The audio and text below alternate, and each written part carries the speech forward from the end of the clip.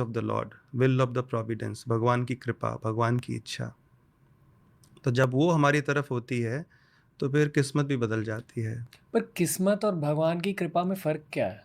किस्मत देखिए हमारे कर्मों से बनता है। जैसे आपने एक कर्म किया, कुछ एक बीज बोया, तो वैसा फल आपको मिलेगा।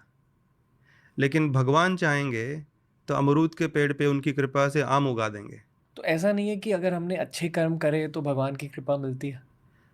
देखिए गीता में 3 प्रकार के कर्म बताए गए हैं, कर्मा, विकर्मा और अकर्मा। तो कर्म है जो अच्छे काम हम करते हैं, पुण्य करते हैं, तो उसका फिर फल होता है आपको अच्छा जीवन मिलेगा, सुख समृद्धि वाला जीवन मिलेगा। विकर्मा है पाप, तो उसकी सज़ा मिलेगी, आपके जीवन में रुकावटें आएँगी, दुःख दर्द आएगा। और अकर्म है वो कार्य जिसमें भगवान की उपस्थिति रहती है। अकर्म के कर्म होते हुए भी उसका कोई रिएक्शन नहीं है, मटेरियल रिएक्शन नहीं है, बॉन्डेज नहीं है, कार्मिक बॉन्डेज नहीं होगा उसका। जैसे भगवान के बारे में आप चर्चा कर रहे हैं, ये 2 घंटा, ये अकार्मिक एक्टिविटी में आ जाता है।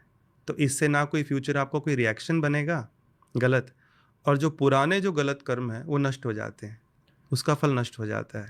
बुरे कर्म धुल सकते हैं सच में? बिल्कुल, बिल्कुल। भगवान ने गीता में आखिरी जो श्लोक है, आखिरी जो इंस्ट्रक्शन है, उसमें लिखा है, सर्वधर्मान् परित्यज्य माम एकम शरणम व्रज। तो जब भगवान की शरणागति करते हैं, भगवान का शेल्टर लेते हैं, अभी कोई बोले कि हमको नहीं पता कैसे शेल्टर लेते हैं, लेकिन शेल्टर शरणागति तो हर कोई करता है। हम व्यक्ति के पास जाते हैं, लोगों के पास जाते हैं, कभी कोई अपने मन की शरण लेता है, अपनी बुद्धि की शरण लेता है। तो भगवान कहते हैं अगर आप मेरी शरण लेंगे, अहम त्वाम सर्व पापेभ्यो मोक्षयिष्यामि मा शुचः, तो मैं तुमको उसके बदले में सारे पाप कर्मों से मुक्त कर दूंगा। ब्रह्म संहिता में आता है, ब्रह्मा जी कहते हैं, कर्माणि निर्दहति किंतु च भक्ति भाजम, कि जब भक्ति योग कोई करता है, भगवान की शरणागति, भगवान की सेवा, भगवान का नाम जप, खास तौर पे सबसे ज़्यादा शक्ति हमारे पाप को धोने का भगवान के नाम जप में है। और कलयुग में केवल नाम जप ही काम करेगा, उसके अलावा कोई भी आध्यात्मिक अगर कोई आप टेक्निक अपनाने का कोशिश करेंगे, शास्त्र में लिखा है वो कलयुग में चलेगा ही नहीं। जैसे कि?